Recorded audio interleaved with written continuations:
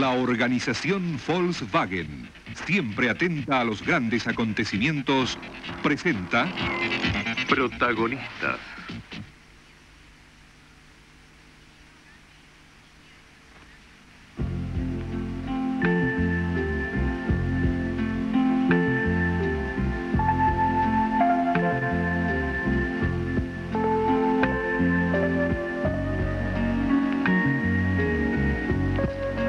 Buenas noches, amigos. El 14 de julio de 1989 se inaugurará en el centro de París la Ópera de la Bastilla, el complejo cultural que entonces será el más importante del mundo. De esa manera, el gobierno francés conmemorará el segundo centenario de la Revolución Francesa, al igual que hace 100 años lo hizo con la erección de la Tour Eiffel. Entre 750 arquitectos de todo el mundo que participaron del concurso para el proyecto final de este complejo cultural, el ganador fue un uruguayo.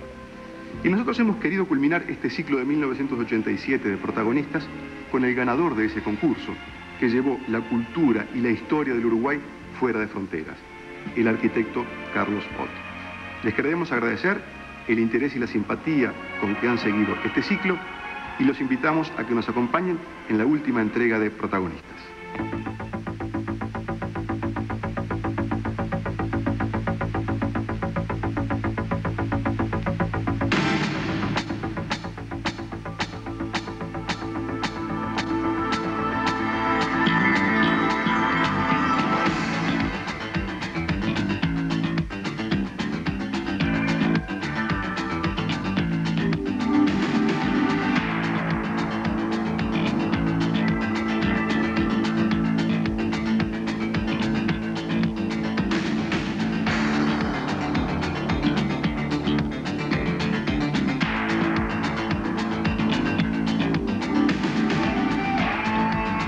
A fines del siglo pasado, y a poco más de 20 kilómetros de Montevideo, aquí en Toledo, los antepasados de Carlos Ott construyeron esta masía catalana en el medio del campo.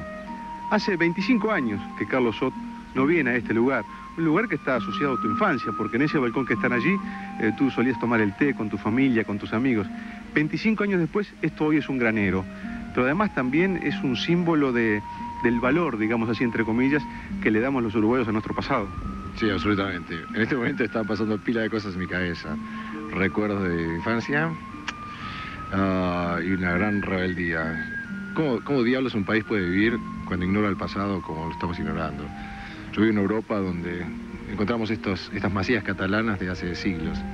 Mirá cómo los trata el Uruguay, ¿no? Claro, porque no es solo, digamos, los antepasados de Ott que construyeron esta masía, son los siglos de tradición europea detrás de esta construcción. Por supuesto.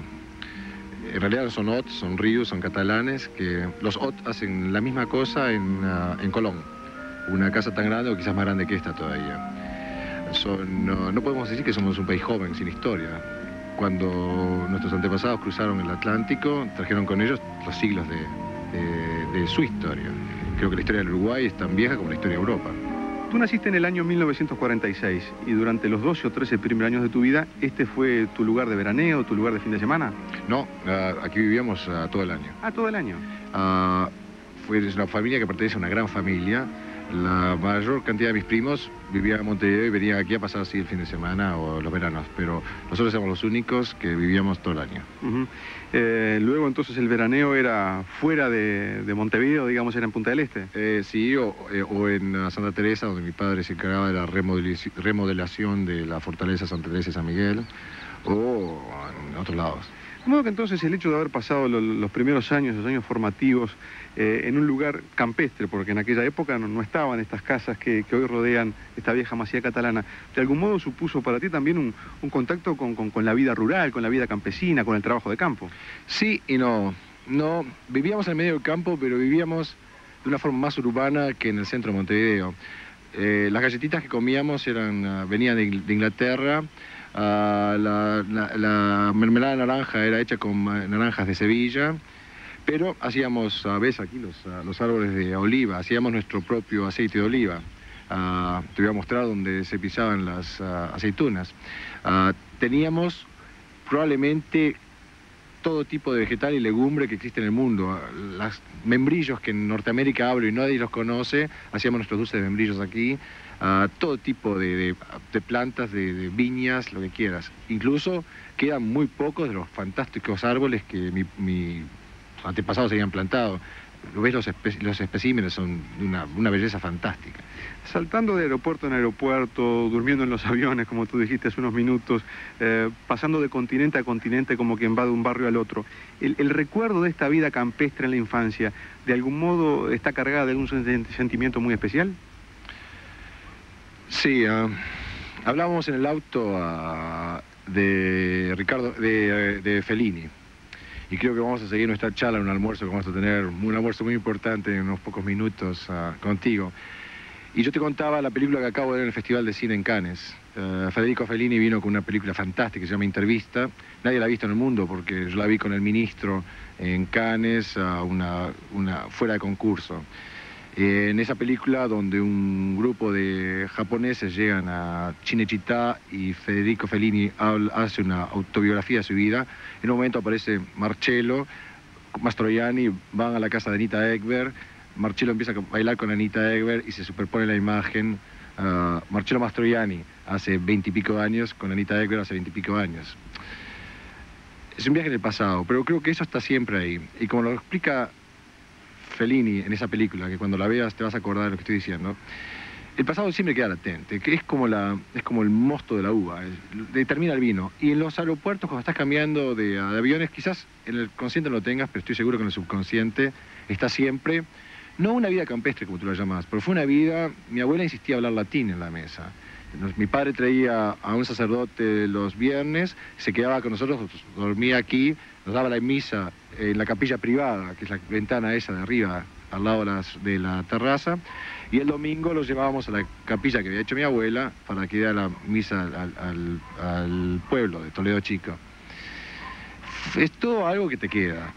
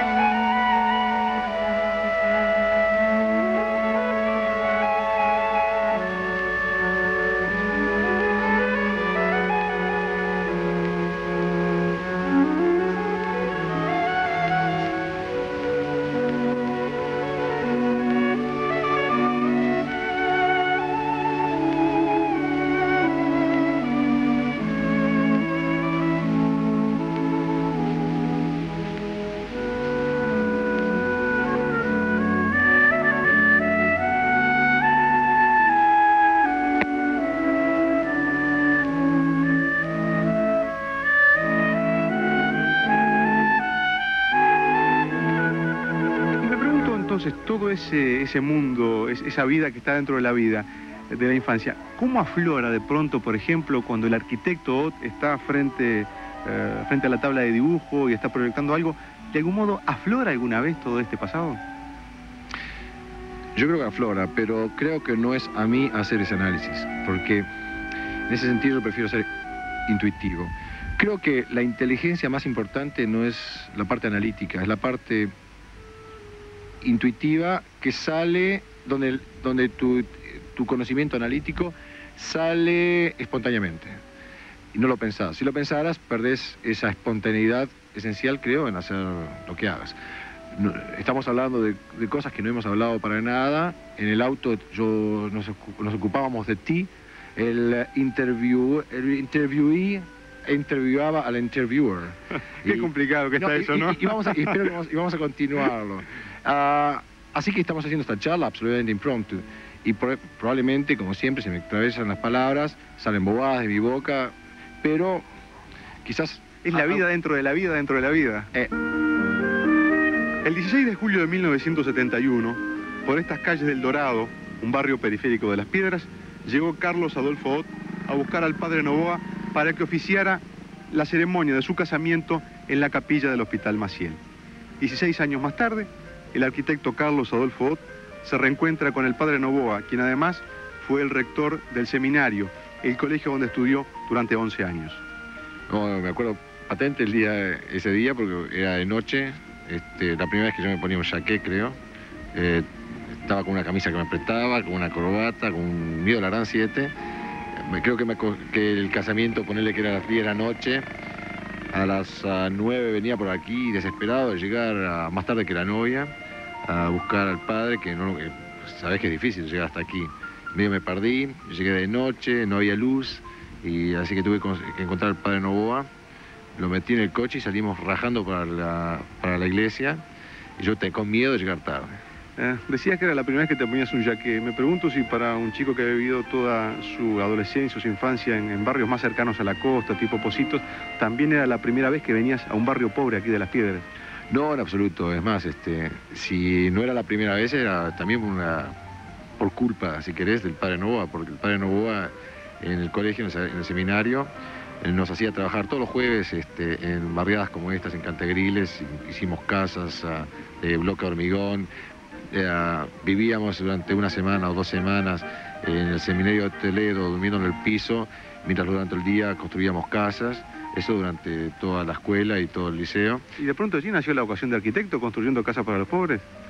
Puede ser, ¿no? Quizás un poco antes, porque mi padre también era arquitecto, pero ahí sí a aprender por lo menos a poner la primera cucharada de mezcla y saber lo que pesaba un bloque de hormigón.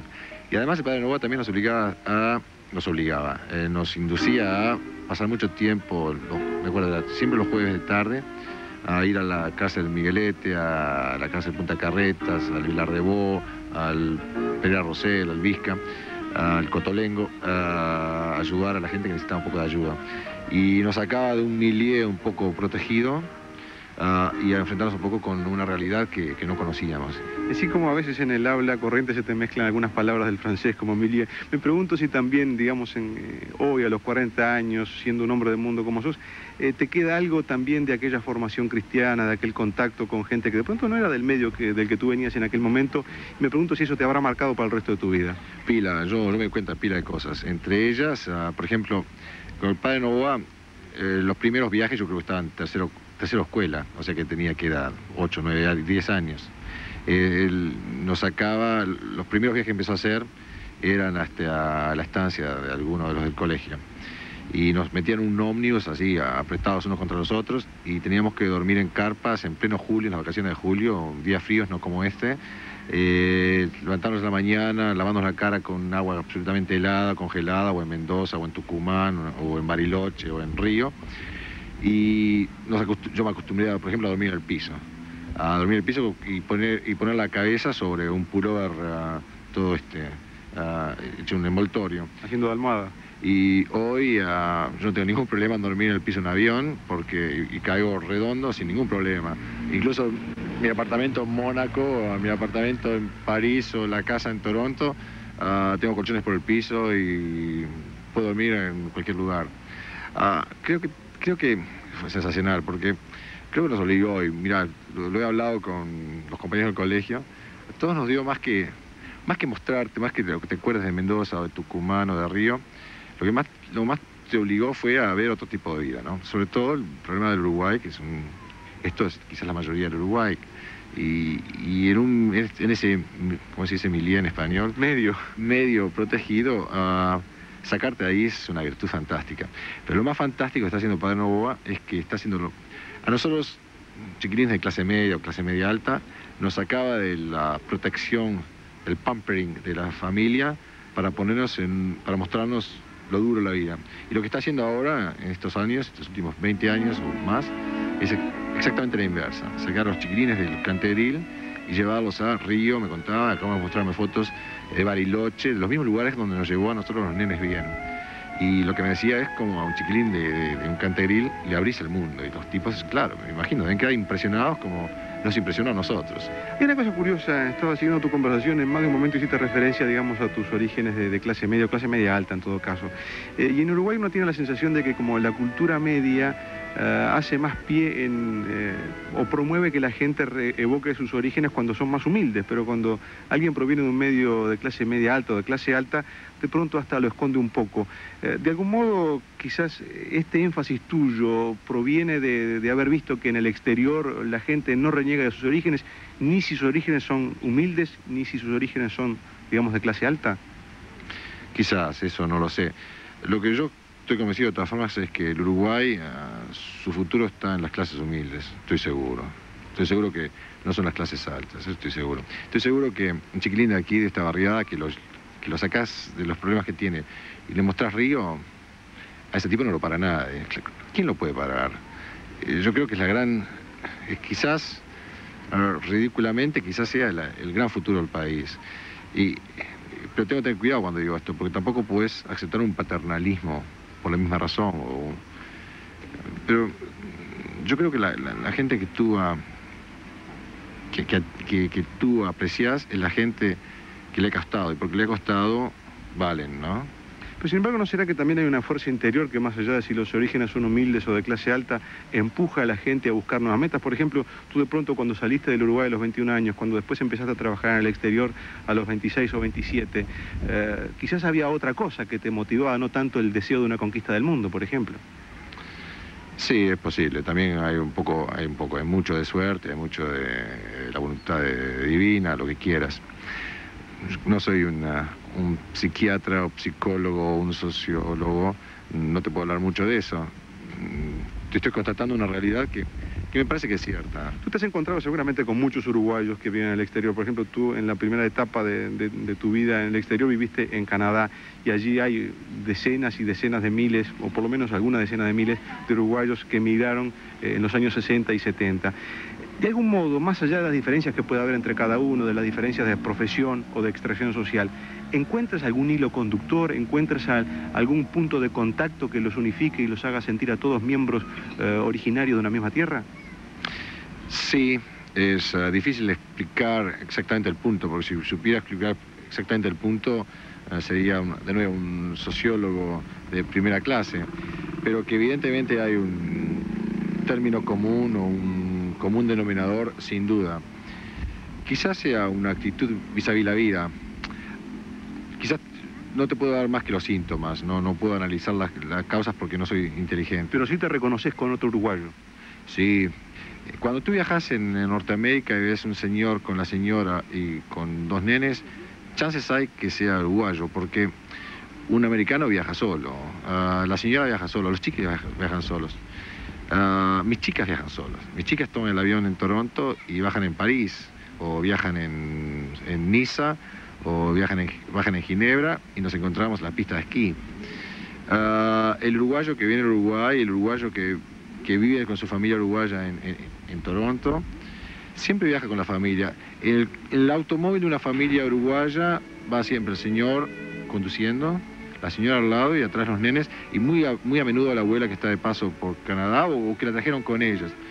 El resto de los autos en la autorruta va el señor solo, va la señora sola y van los chicos jamás. A principios de siglo, y poco después de haber dejado de ser el hotel que fue inicialmente, este viejo edificio neoclásico que se levanta frente al puerto de Montevideo fue, durante un breve periodo, la Facultad de Arquitectura del Uruguay. Uno de los alumnos de la Facultad de Arquitectura, cuando por breve plazo funcionó aquí, fue tu padre, Carlos Ott, también arquitecto. Hay como una especie de continuidad en la familia, en la arquitectura. Yo me pregunto, Carlos, al lado de un edificio que evoca de alguna manera los viejos arquitectos del Uruguay, yo me pregunto si en los arquitectos modernos no hay una especie de el sentimiento de una continuidad espiritual, no solo por hacer el mismo oficio de arquitectos, sino porque de pronto comparten determinados valores que se mantienen vigentes a lo largo de la historia de la civilización.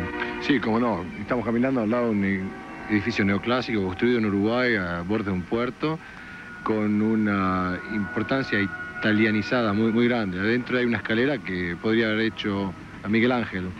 Y en realidad, en efecto, hay un cordón umbilical, creo, entre Miguel Ángel y la arquitectura en Uruguay a través de edificios como este.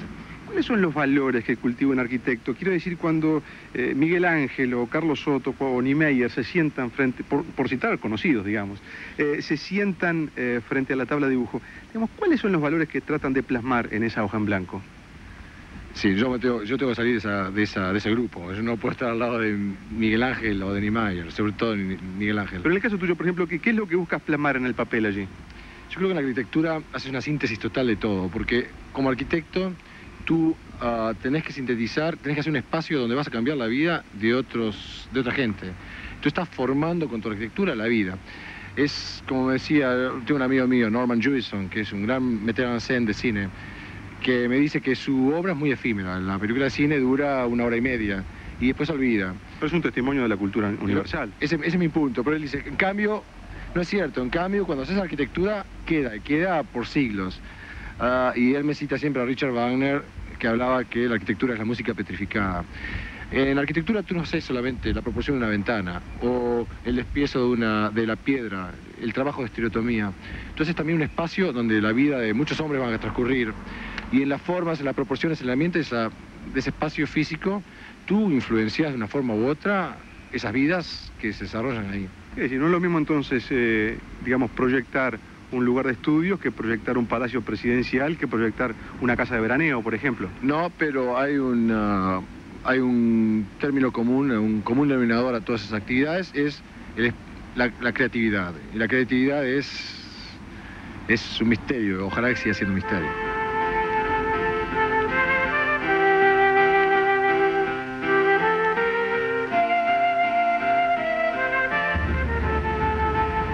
Carlos Ott subió por primera vez estas escalinatas de la Facultad de Arquitectura a comienzos de 1965 y la bajó por última vez ya con el título de arquitecto debajo del brazo en 1971, pocos días antes de casarse. Hijo de un padre arquitecto, ¿Carlos Ott tuvo alguna vez alguna duda acerca de cuál era su vocación verdadera y profunda, cuál iba a ser su destino profesional? No, creo que no. Creo que ya de muy chico yo trabajaba ya con mi padre, admiraba siempre a mi padre, que es una persona impresionante, con su capacidad creadora e intelectual, y yo creo que yo sabía que yo iba a ser arquitecto desde muy chico. Nunca tuve el problema de una duda vocacional. Después de 1971 viene el periodo de estudios en los Estados Unidos. De algún modo, el arquitecto Carlos Ott, hoy, ¿qué le debe a esta Facultad de Arquitectura de los años 60 y 70? Muchísimo. Un plan de estudios fantásticos, un profesor Cravoto de películas, y sobre todo un grupo de estudiantes magníficos. Creo que una facultad de arquitectura lo hace no solamente el cuerpo docente, es esencial que el cuerpo de estudiantes sea de muy buen nivel, para que salgan gente de muy buen nivel. Y en efecto, creo que los proyectos y toda la filosofía de la facultad, por lo menos en aquel momento, era sensacional. Fueron años muy tormentosos en la vida del país, aquellos en los que tú estudiaste como arquitecto. ¿Qué secuelas quedaron para ti en tu formación humana, por decir de alguna manera, de aquellos años de tensión que vivía el país y por lo tanto vivía la universidad? Mucho, sobre todo un análisis sobre la arquitectura que va más allá del análisis estético superficial. Creo que en la facultad en aquella época aprendimos a interrogarnos mucho más, no solo como arquitectos, sino como personas. Decíamos que tú subiste por primera vez estas escalinatas en 1965 para estudiar arquitectura, ya convencido de que ese era tu destino.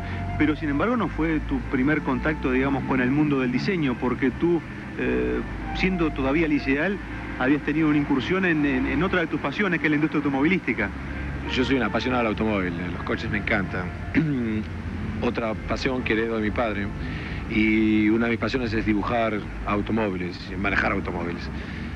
Cuando yo terminé el liceo, cuarto liceo, General Motors me invitó a trabajar con la General Motors en Peñarol, porque en ese momento se acaba de pasar el 300% de impuesto a la importación de vehículos, y la idea era traer chasis de Estados Unidos, un Chevrolet en este caso, y diseñar una carrocería para que el coche sería más barato. Así que durante los 3 meses de ese verano no fui a Punta del Este, ese verano me tuve que quedar en Montevideo, loco de la vida, trabajando en Peñarol, diseñando el coche de la charrúa, que fue un poco complicado porque había que utilizar las máquinas que se usan para plegar heladeras y hacer heladeras. No se podían hacer curvas gaussas, así que la geometría del vehículo, la forma del vehículo tenía que ser angular. Un diseño de un automóvil a los 15 años encargado por la General Motors, suena algo así como una especie de casi niño prodigio. ¿Era muy difícil ser niño prodigio en aquella época en Uruguay? No, nada que ver con niño prodigio. Una gran suerte de mi parte, que me ofrecían hacer lo que me gustaba, dibujar autos. Hay muchos chiquilines que les gusta dibujar autos. Desgraciadamente no a todos los invitan a diseñar un verdadero auto. De ahí otra persona, un amigo de mi padre, por la misma razón traía los Renault R4L, hizo unos cuantos dibujos para modificar la R4 y también cambiar la parte, sobre todo la parte de atrás, es una pick-up de un automóvil. Pero no, de prodigio en absoluto. ¿Y de aquella vieja pasión por los autos, qué queda hoy a los 40 años? Bueno, tengo la ventaja de vivir en Mónaco, así que los gran premios de Mónaco no me los pierdo. La ventaja de vivir en Europa y Norteamérica, así que puedo ir personalmente a la mayor cantidad de los gran premios. Y ahora que me acabo de comprar un garage en París, Casaspe, me compré la Ferrari de la que estoy hablando hace 40 años. Felicitaciones por anticipado. Carlos, ¿el contacto con la universidad se limitó a esta etapa aquí en Uruguay y luego a los estudios de posgrado en Estados Unidos? ¿O luego seguiste vinculado de pronto como docente en alguna de las universidades de los Estados Unidos? Tanto en la Facultad de Arquitectura aquí en Montevideo, pero sobre todo en Estados Unidos me pidieron que yo hiciera una carrera docente, que enseñara, sobre todo en Washington University. Pero la carrera académica, aunque me interesa muchísimo, yo siempre prefiero la práctica. En cuanto a universidades, en cambio, terminados ya los másteres en Estados Unidos, yo durante muchos años, mientras vivía en Canadá, me enrolé a un curso de Bellas Artes y he hecho mucho trabajo de pintura de la figura humana, desnudos, acuarelas, óleo, y es una de mis grandes pasiones. Así que te mostraré quizás unas acuarelas muy mediocres que hago, que no tienen ningún valor artístico en sí mismo, pero que me ayudan muchísimo a descansar. Así que viajo ya no más con mi cámara de fotos, sino que con mi caja de acuarelas y mis papeles.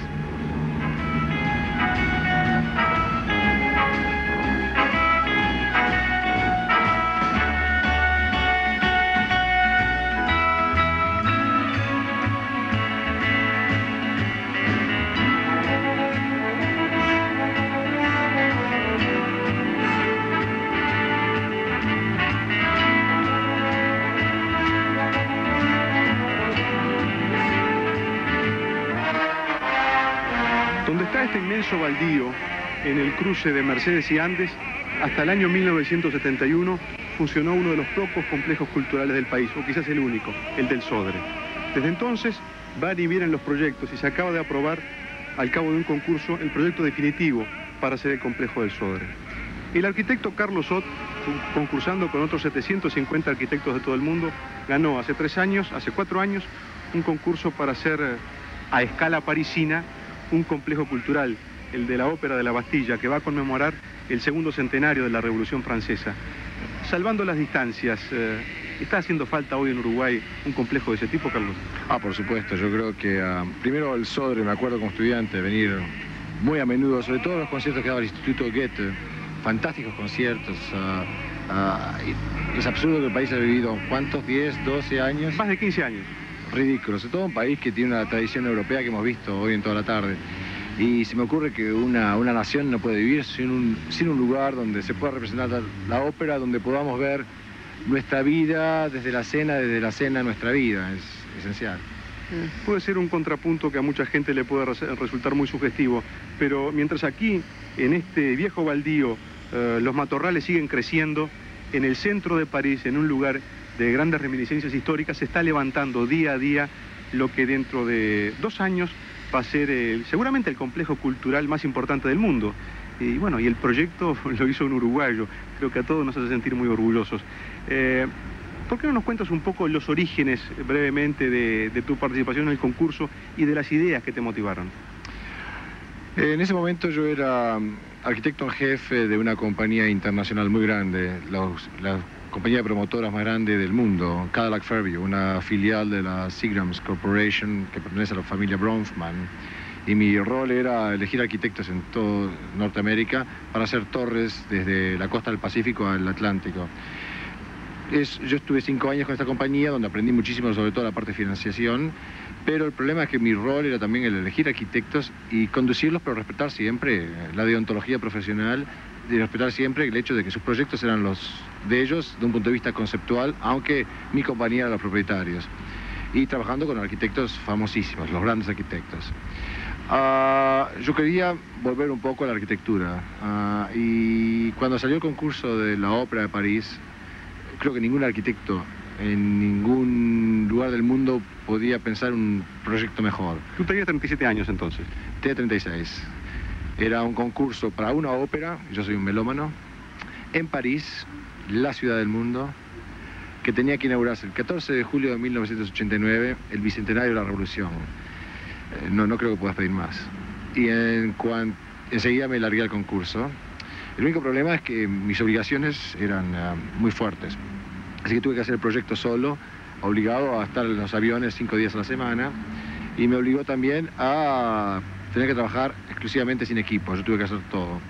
Pero me divertí como un loco. Entonces mandé el proyecto y esperé el resultado. ¿Hubo, digamos, alguna chispa, algún acontecimiento, algún recuerdo, algo que fuera, digamos, el hilo conductor de ese proyecto? Muchas cosas.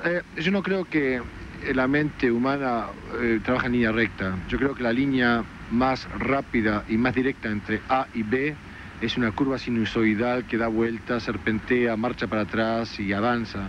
Creo que jamás es una línea que une los dos puntos. Pero quizás el elemento más fuerte fue la metodología del trabajo. A mí me apasionaba la ópera, pero porque me apasionaba la ópera yo tenía entendido que tenía que hacerse una ópera para el siglo XXI. Por lo tanto, había que imaginar ontológicamente qué es una ópera e imaginar qué tipo de óperas necesitaremos en el siglo XXI, no la ópera de Verdi o la época de Mozart de nuestra historia musical. Y eso me obligó a tratar de pensar y desarrollar un proyecto muy avanzado que tenía sobre todo la intención de ser un instrumento de música, más que una obra de arquitectura. A mí me importaba que las proporciones de las ventanas fueran lindas o feas, era secundario a una muy buena acústica, a un complejo escenográfico muy, muy importante. Tú dices que pensaste en la música del siglo XXI, en la ópera que se va a ejecutar entonces, pero ¿pensaste en el melómano del siglo XXI o por el contrario, a diferencia de la música que puede cambiar, el melómano siempre es el mismo y no requiere un ambiente distinto? Mira, es muy interesante la pregunta, porque yo creo que en la ópera, como en la literatura, como en el arte, los valores son acronológicos, son permanentes. Yo creo que cuando escuchás a Don Giovanni de Mozart y pensás en la historia de la relación padre-hijo entre Mozart y Leopoldo, los problemas de Mozart son problemas actuales. Creo que cuando lees La Tempestad de Shakespeare o incluso la travesía de Ulises en la Odisea, son temas permanentes que son tan válidos hoy como en la época de los griegos, como en la época elisabetana, como en la época de Mozart en Salzburgo. De pronto no tienes muchas credenciales para contestar lo que te voy a preguntar ahora, o de pronto sí las tienes por el hecho de haber vivido tantos años en el exterior. Tú te recibiste de abogado de arquitecto, perdón, a los 21 años aquí y te fuiste al exterior. La pregunta es esta: ¿por qué, visto desde afuera, por qué un país como el Uruguay, con una tradición cultural tan vasta, tan intensa, tan vehemente, podríamos decir, que ha dado grandes nombres al mundo, desde hace 16 años tiene este agujero aquí esperando que se haga un edificio, y de pronto uno no advierte que haya una sensibilidad mayor, ni en la opinión pública, ni, digamos, en los equipos dirigentes, para que esa historia, esa tradición cultural uruguaya renazca aquí o en algún otro lado. ¿Tienes alguna respuesta para ese fenómeno? No, pero me lo he preguntado yo también, porque este es un país de una gran cultura, y es raro que en este país, y te lo digo yo porque vengo de un milieu muy musical. Mi bisabuelo fue fabricante de pianos en Alemania, emigró a Montevideo. La Casa Ott era la casa de instrumentos de música en Uruguay. Creo que la mayoría de los órganos de las iglesias de Montevideo fueron instaladas por mi familia, y la mayoría de los pianos y instrumentos de música se vendieron hasta la guerra, son vendidos por Casa Ott. Yo sé muy bien a través de eso que hay una gran tradición musical enorme en el país. Es difícil decirlo, si me ocurre que una razón puede ser el problema económico del país, pero de todas formas, creo que siempre se puede hacer una sala de conciertos, una sala de ópera con muy poco dinero, aunque más no sea con barro, con quincha. Sí, como tú decís, la prioridad era importante. ¿Por qué no se hizo? No lo sé. Estamos hablando de ópera, pero también estamos hablando en general de cultura. De pronto, el siglo XXI para el Uruguay va a tener características muy distintas de las que tuvo en épocas anteriores. ¿Tú tienes algún pantallazo? ¿Sueñas a veces cómo puede ser ese futuro cultural uruguayo? No soy un historiador, pero se me ocurre que la historia es un fenómeno cíclico. Uruguay pasó una época cultural, económica muy fuerte. Estamos pasando una época, por lo menos económica, muy baja. Tengo la esperanza de que la onda va a subir de nuevo. No sé si es para antes del fin de siglo o si es para el siglo próximo. Estamos a los pocos años. Estoy convencido que con el material humano que tiene Uruguay tenemos que volver a encontrar nuestra riqueza. El problema es que para encontrarla tenemos que guardarla, porque un país no puede fabricar su historia. La historia se hace, no la puedes hacer de cero. Fue uno de los grandes problemas de construir Basilia. No se hace una ciudad de la mañana a la noche. Y cuando destruimos arquitectura como la Chacra de Toledo, como la vieja Facultad de Arquitectura que visitamos, cuando se incendia una sala de conciertos y no la reconstruimos, estamos perdiendo espacio.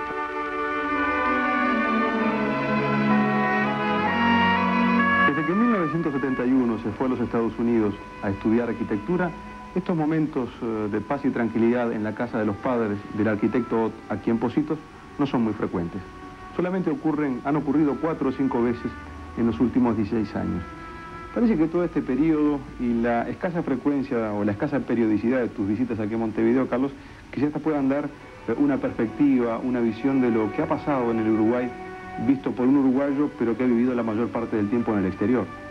Sí, pero es una pintura muy, quizás impresionista que yo tengo. Son etapas muy cortas. Y yo creo que más que el Uruguay cambia, es la persona que viaja que cambia. Quizás los cambios no son tan notables en sí mismos, es el cambio, sobre todo está en el observador más que en el objeto. A propósito de eso, hay mucha gente, uruguayos que han vivido muchos años en el exterior, gente que no había visto nunca antes el Uruguay. Cuando llegan aquí, en un caso después de algún tiempo de ausencia, en otro caso por primera vez, uno de los comentarios que es frecuente escuchar es que ven al Uruguay como detenido en el tiempo, o quizás como parado en algún momento muy especial, que puede haber sido 1930 o 1940. A pesar de que no viviste esa etapa de 1940, ¿sientes, sin embargo, que el Uruguay de algún modo no está acompañando el avance que se vive en otras partes del mundo? Quizás no a la misma velocidad, eso creo que se puede decir. En cuanto a que el Uruguay no cambia, bueno, yo creo que tiene una generación nueva. Yo ya me considero un viejo, ya tengo 40 años. Yo cuando fui a Uruguay tenía 24 años. Y creo que esta generación nueva, evidentemente, tiene que tener un punto de vista muy diferente que el mío. Sobre todo que ha pasado muchas cosas que yo incluso las ignoro. Me imagino los últimos 20 años son un cambio muy radical en Uruguay. Y aunque físicamente ese cambio no se muestre, estoy seguro que en la mentalidad de los uruguayos, sobre todo la gente joven, las nuevas generaciones, la gente que hoy tiene 20, 30 años, estoy seguro que es una gente muy diferente que yo y muy diferente que mis padres. Dijiste que a los 40 años de algún modo sos casi como un viejo. Es una impresión que uno recoge de mucha gente que vive en el exterior. A los 40 años la gente está en el pináculo de su carrera, de su vida artística o empresarial, por ejemplo. En Uruguay, por el contrario, la gente recién después de los 30 años empieza a hacer sus primeros pininos en distintas áreas. ¿No hay allí también una de las causas de este vivir desacompasado del Uruguay con relación al resto del mundo? Sí, no. Beethoven compone sus más grandes sinfonías ya muy viejo. Leonardo da Vinci hace sus grandes obras ya muy viejo. No creo que la creatividad sea exclusiva a la juventud, bien al contrario.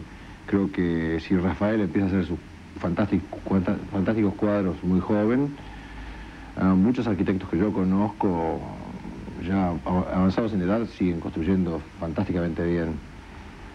Creo, sin embargo, que en efecto, en Norteamérica sobre todo y en Europa se ve más y más y más.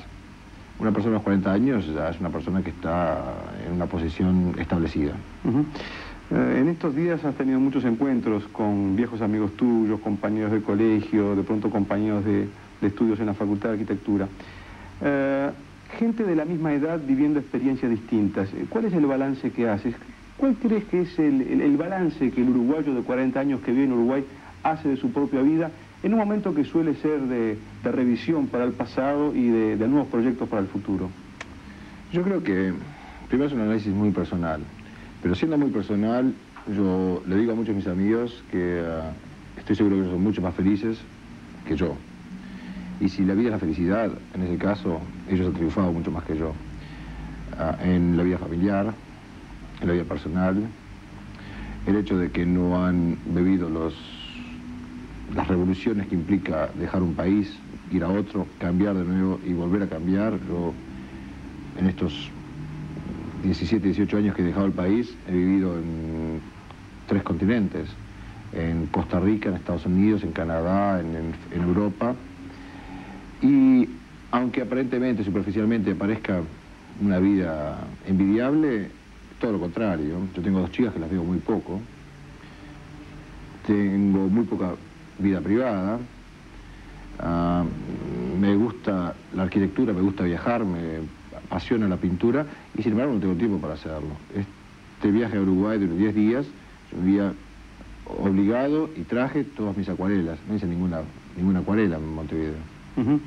Hablemos un poco de tu actividad empresarial. Tú te vas del Uruguay, como decíamos, a los 21 años, estudias en Estados Unidos y luego empiezas una actividad empresarial. En este momento, la empresa en la cual estás vinculado es la principal constructora en Canadá y una de las más importantes del hemisferio norte. El término exacto no es en realidad constructora, es una firma de arquitectos e ingenieros. Hacemos el ejercicio de la profesión liberal de arquitectura e ingeniería. Pero quiero decir, con esas características tu empresa es en este momento, está en primer lugar en Canadá y es una de las primeras del hemisferio norte. Sí, definitivamente, en cuanto a número de empleados y a volumen de construcción, probablemente, si no somos, definitivamente somos la más grande en este momento en Canadá. Luego que el arquitecto paulatinamente se empezó a transformar en empresario, podríamos decir. Sí, no. Me gustaría decir rotundamente no, en realidad un poco sí, pero creo que sobre todo el arquitecto. Yo ejerzo una profesión y como arquitecto hay muchas formas de hacer arquitectura, una de las cuales implica necesariamente estar frente a una compañía que tiene 150, 300 empleados. Con esa magnitud, con ese nivel, con los proyectos que tienes por delante, bueno, ni que hablar de la ópera de París, creo que hay algún estadio para hacer en Canadá también, aeropuertos en varias partes del mundo. A esta altura de tu vida, con ese panorama por delante, ¿cuál es digamos, el estímulo más profundo que te mueve en tu actividad en este momento? El estímulo más profundo debe ser la responsabilidad profesional. Yo creo que cada uno de nosotros tenemos la obligación de hacer las cosas lo mejor posible. Y como yo no creo en la perfección, vamos a tener que continuar ejerciendo nuestra profesión y mejorándonos, aunque creo que es una mejora que puede ser paulatina y llegará ya jamás a su meta final. Espero, de todas formas. ¿Dónde carga las fuentes el arquitecto? No sé si las carga, porque poco a poco yo creo que ya me estoy cansando más y más y más. Creo sobre todo que uno de los elementos más importantes para mí son mis hijas. Y creo que viéndolas, estando con ellas, es donde realmente me siento más justificado, quizás. Que es una contradicción a sí misma. Porque al mismo tiempo me culpabilizo del hecho de yo vivir en Europa y solo verlas en las pistas de esquí, en los dos lados del Atlántico, o en las playas o en barcos de amigos en el Mediterráneo o en el Caribe. O sea que aquella vida familiar que de pronto tú podés haber tenido en aquella gran casa quinta en Toledo, de pronto en alguna otra casa en Montevideo, es algo que tus hijas nunca han conocido. Desgraciadamente no, y creo que, volviendo al caso del Uruguay, creo que es quizás la gran ventaja de los uruguayos, porque el país no se mueve mucho, el país no cambia mucho. Es magnífico para un uruguayo saber que tiene siempre ese país que no cambia. Es mucho más fácil para un uruguayo ir al extranjero y triunfar, porque en el caso que le va mal, siempre puede tomar el primer avión y el Uruguay está siempre ahí. Creo que es el mismo caso de una persona ambiciosa joven que deja su familia, va a otros lugares, pero sabe que en el peor de los casos siempre está su familia atrás de él, en el caso peor. Creo que es un poco el problema de mis chicas, que viven con un padre alocado, que vive en todos lados del mundo, que no tiene un lugar donde establecerse.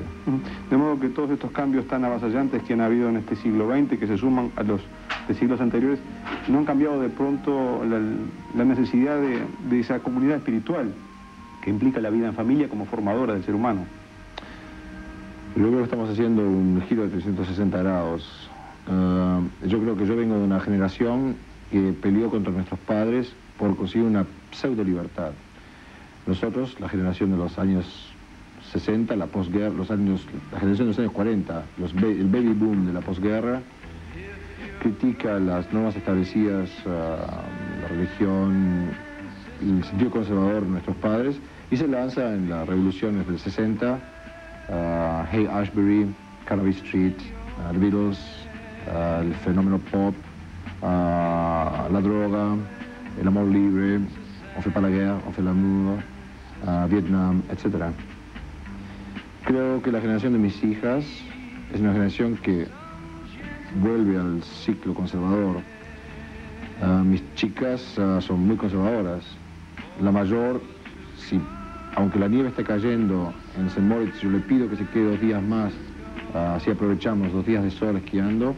Ella toma el primer avión si tiene que estar el lunes de mañana en Toronto en clases. Jamás va a poner su placer adelante de su obligación, sobre todo como estudiante. Es una muy buena estudiante. Se viste conservadoramente.